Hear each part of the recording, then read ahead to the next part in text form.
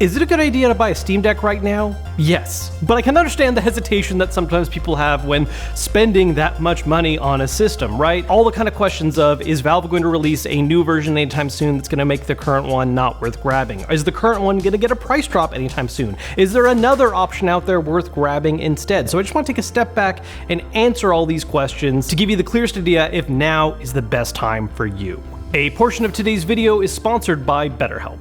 The first thing I really want to cover is, what does buying a Steam Deck even look like right now? As far as brand new goes, there is currently a lineup of 3 different options you can grab. At the lowest, most affordable price point of $400 is the Steam Deck LCD. Now, this was the original version of the Steam Deck that first launched back in 2022. One key difference being that when this first released, this lowest level option was only a 64 gig storage, but once the OLED's released, they refreshed this option and now have it offering a storage of 256, what used to be the midline option. This is certainly the cheapest way of getting into having a Steam Deck, and really just overall one of the cheaper ways you can get into having a PC handheld, although it is missing quite a few upgrades that came in with the later OLED options. One very important thing about it, though, that I think is worth highlighting is that while it is the cheapest one with the lowest storage, thanks to how fast the internal micro SD card reader is on Steam Decks, it's actually not that hard to expand your storage at a lower price point. Some people want to be extra and do things like actually swap the internal SSD, which takes some more work, but honestly, unless you're planning on trying to install all of the absolute largest games and you want them all installed at the same time all the time, the 256 is actually more than enough space combined with that micro SD card reader to give you a lot of potential storage at a great price point. Now, the next step up for $150 more is the Steam Deck OLED, at least the cheaper of the 2 options. Obviously, the namesake of this version is that it adds an OLED display rather than the LCD display of the regular one, which just really helps make a lot of colors pop. It gives you those deeper blacks. It also has a better viewing angle. Not that that really matters all that much for a handheld. We're usually going to be holding it straight on anyways, but this does make, I think, a very large difference, especially for some games where the color can just really properly pop and give you a better experience beyond just what the graphical capabilities of the system are. While that is the namesake, though, it's not the only thing that's different about the OLED. When this system got refreshed and released, the OLED model's got a bunch of other upgrades that didn't make it into the LCD model that's currently available. This includes having significantly more battery life. It now takes advantage of Wi-Fi 6E, so depending on the internet and router you have at home, you can potentially get better connectivity speeds thanks to this. And not only is the display OLED, but it's also a higher refresh rate, offering 90 Hz rather than 60. One of the benefits being that, sure, yes, being able to hit 90 in some games can make for even smoother looking gameplay, but actually one of the things I've really enjoyed about this particular option is being able to play games at 45. There are some games that are just a little too demanding for the Steam Deck depending on what graphic settings you're using, and while they might struggle to hit 60, you can actually hit 45 pretty reliably, and 45 on a 90 Hz display looks a lot smoother than I think some people expect it to. Sure, it's not quite the same as 60 or definitely not 90, but compared to 30, it is a significant upgrade and can be a very nice fit for some games. Honestly, in my mind, as far as just dollar to value goes, I think this is the best option. The LCD is great if you just want to spend as little as possible to get into a Steam Deck right away. That's still perfectly viable.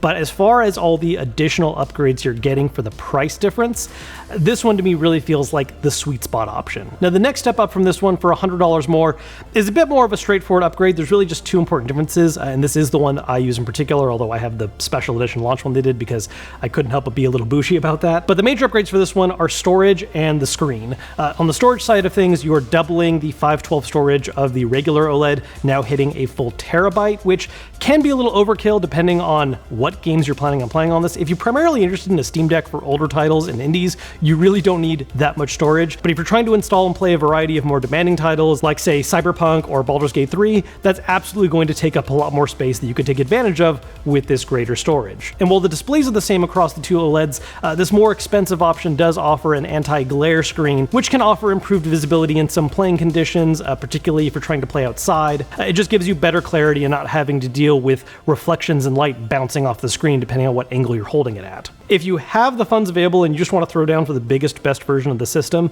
this is it. I think the mid-spec option ends up walking the best balance if you want to save a little bit, but if you really just want to go all out, here's this choice. So those are your main options if you're set on getting a Steam Deck, but why would you maybe not grab one right now? Before moving on, I want to take a moment to thank today's sponsor, BetterHelp. Mental health is something that I'm always trying to work on, and while right now I'm actually doing a little better than usual, there still are going to be those downtimes that I deal with and always trying my best to work through, whether that's dealing with things with confidence issues, imposter syndrome, just feeling bad for no discernible real reason other than just the general pressures of life. It is just something that I'm going to need to keep revisiting from time to time. And one of the things that has really helped me deal with these downtimes is therapy. Having a therapist that I can actually talk to about what I'm working through, having someone who's not necessarily a part of my day-to-day life that can take a step back and listen to the things I'm saying and help put a lot of it in perspective. And one of the ways that I have talked to a therapist before that has been helpful is through BetterHelp. BetterHelp makes it very simple to get in contact with a licensed therapist. All you have to do is go to their website. You can also go through my specific link, betterhelp.com/Kevin Kenson, that's down below in the description. And by going there, you're going to answer a series of questions so that they can help find a therapist that best matches your needs. This usually takes about 48 hours, sometimes can take a little longer. And once you're matched up with them, you're going to be able to communicate with them in whatever way feels most comfortable for you, whether that's over video chat, calling, messaging, and if for whatever reason the therapist you're matched up with just ends up not being the right fit for you for whatever reason, you're always able to find a new one and match up that can help you out better. If you're interested in learning more or want to try it out for yourself, again, my link is betterhelp.com/Kevin Kenson. That's not only going to take you to the site, but will also get you a discount on your first month of therapy. One reason why you might be a little hesitant about getting a Steam Deck is the sheer number of direct competitors that are constantly releasing. Whether that's the ROG Ally, which I have right here, which also just got a recently announced refresh with the Ally X, the Lenovo Legion Go, the MSI Claw, Aya Neo is constantly releasing new handhelds. There are a lot of these coming out left and right, and I'm sure we have not seen the end of more companies that are going to be interested in getting in on it. And while there's a larger, I think more in-depth video here as far as getting into the price to performance ratio and all these different options that are out there, there's one very specific thing about the Steam Deck that I think consistently sets it apart from all the other options currently out there: the OS. All of the other major PC handhelds out there right now rely on Windows 11, which, as you may have guessed, wasn't really designed for a handheld, right? It's designed for a desktop-style interface. And something that these Windows 11 options will try to offer to balance this out is having their own software that acts as kind of a midpoint trying to bridge that gap. For instance, the ROG Ally has Armory Crate, which gives you a more traditional handheld-style gaming UI, and the ability to hot swap between different control styles, like using it like a handheld, or have one of the sticks emulate being used as a mouse cursor. And while this can bridge that gap a little bit, it doesn't really ever get completely rid of the funkiness that comes with being a Windows 11 handheld. It's a totally viable and usable thing, but it's not really quite as user-friendly at the end of the day. Whereas with the Steam Deck, where they're pushing their own OS option with SteamOS, which is effectively Linux in a wrapper, but as far as just the general experience goes of the first time you turn the system on and navigating the UI, it feels much more like a traditional gaming handheld with a UI experience that is considerably more natural. Now, SteamOS is by no means flawless and has its own problems, chief of which is the fact that the benefit of going with Windows 11 is compatibility. There are so many more things you can use on a Windows 11 handheld that are not Steam. For instance, if you like using the Xbox app and you like the ability of being able to use cloud saves that are shared between an Xbox and a handheld PC, or you like using Game Pass, that's stuff you can do on the Ally out of the box that you can't on a Steam Deck. If you want to use other launchers like Epic Game Store, all of these are things that are accessible on a Windows 11 handheld that the SteamOS, at least out of the box, can't do. There's ways to make that work, a lot of times coming down to just installing Windows yourself, which if you're getting to that point, you might as well be looking at these other options. But if you like the idea of having a more traditional, straightforward handheld style experience, and the vast majority of what you care about are just games available on Steam, then that is a unique edge the Steam Deck is going to offer that you're not going to get with any of the others.